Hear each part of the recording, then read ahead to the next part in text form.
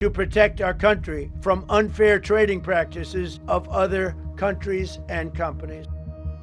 যুক্তরাষ্ট্রের ওয়াশিংটনের আদালত কক্ষে শুনশান নীরবতা। পরে শোনানো হলো নতুন রায়।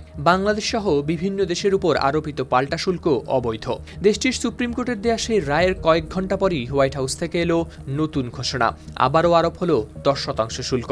গতকাল দেশটির সুপ্রিম কোর্ট জানায়, প্রেসিডেন্ট ট্রাম্প যুক্তরাষ্ট্রের international emergency economic powers act IEEPA প্রয়োগ করে আরোপ করেছিলেন ওই শুল্ক। কিন্তু আইনটি প্রেসিডেন্টকে দেয় না সেই শুল্ক আরোপের ক্ষমতা। 9 বিচারপতির মধ্যে 6 জন মত দেন এই সিদ্ধান্তের পক্ষে। ফলে গেল বছরের 2 এপ্রিল আরোপিত শুল্ক অবৈধ ঘোষণা করা হয়। সংবাদ মাধ্যম AFP ও CNN এর প্রতিবেদনে প্রকাশ পেয়েছে এ তথ্য। এদিকে সুপ্রিম কোর্টের এই রায়ে ব্যাপক ক্ষোভ প্রকাশ করেন ট্রাম্প। তার বক্তব্য অনুযায়ী আদালতের সিদ্ধান্ত জাতির জন্য অসম্মানজনক। কিছু বিচারপতি বিদেশিদের স্বার্থ রক্ষা করছেন বলেও মন্তব্য করেন তিনি।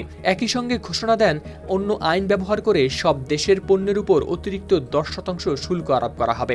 ট্রাম্প বহুদিন ধরেই শুল্ককে চাপ ও দর কষাকষির হাতিয়ার হিসেবে ব্যবহার করছেন। দ্বিতীয় মেয়াদে দায়িত্ব নেয়ার পর তিনি জরুরি অর্থনৈতিক ক্ষমতার নজিরবিহীন প্রয়োগ শুরু করেন। প্রায় সব বড় বাণিজ্যিক অংশীদারদের উপর বসানো হয় নতুন শুল্ক, যা বিশ্ব খরচ বাঁচে 65% পর্যন্ত। ওয়ালটন বিএলডিসি ফ্যান ছড়ায় স্বস্তির সবুজ হাওয়া।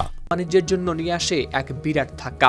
এমনকি ওই শুল্ক ঘোষণার সময় ট্রাম্প দিনটিকে অভিহিত করেছিলেন আমেরিকার স্বাধীনতা দিবস হিসেবে। This is Liberation Day, waiting for a long time. কিন্তু বাংলাদেশ সহ বিভিন্ন দেশের জন্য তা হয়ে আসে বড় দুঃসংবাদ হিসেবে। প্রথমে ঘোষণা করা হয় 37% পাল্টা শুল্ক।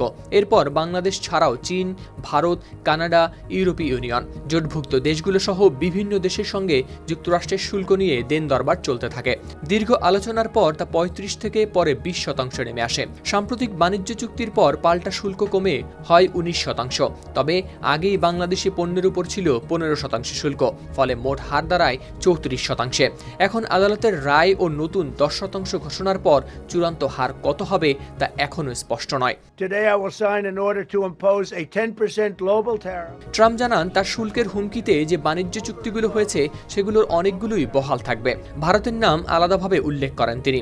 পাশাপাশি ইঙ্গিত দেন, 1974 সালের বাণিজ্য আইন ও 1962 সালের বাণিজ্য সম্প্রসারণ আইন ব্যবহার করে অন্যান্য দেশের উপর আরও বড় অঙ্কের শুল্ক আদায় সম্ভব। অর্থনীতিবিদ গ্রেগরি ডাকো AFP-কে বলেন, আদালতের রায়ের পর গড় শুল্ক হার সাময়িকভাবে কমে আসতে পারে। তবে নতুন পথ খুঁজে সরকার আবারও তা বাড়াতে পারে। কারণ এই লড়াই কেবল আইনি নয়, রাজনৈতিকও। হাওলাদার শামীম, RTV।